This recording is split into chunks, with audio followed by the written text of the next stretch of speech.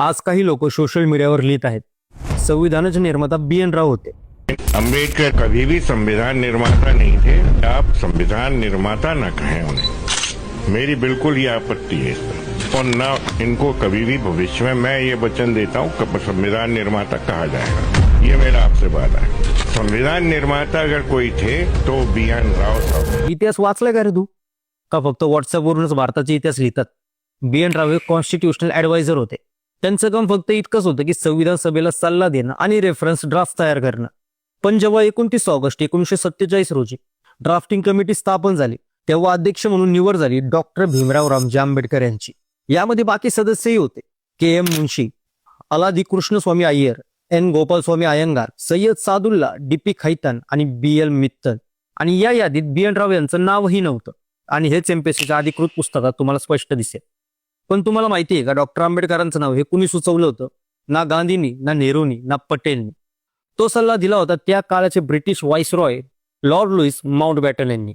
Mountbatten म्हटले होते नेहरू, पटेल आणि राजेंद्र प्रसाद यांना, if you want a constitution based on justice, logic and equality, there is no Indian mind more capable than doctor BR Ambedkar.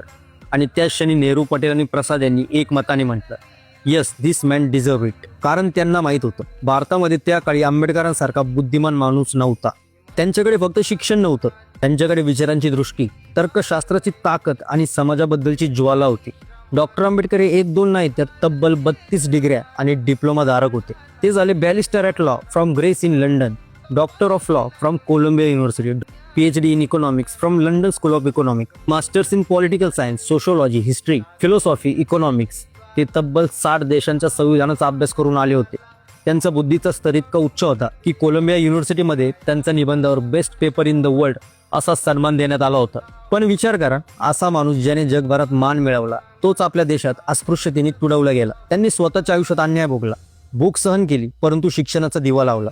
ते म्हटले होते, माझं आयुष्य जर अंधारात गेलं तर त्या अंधारात मी इतरांसाठी दिवा होईल. आणि त्या दिव्याचं नाव होतं डॉक्टर बाबासाहेब आंबेडकर. संविधान सभेत डॉक्टर राजेंद्र प्रसाद म्हटले होते, doctor Ambedkar gave life and philosophy to our constitution.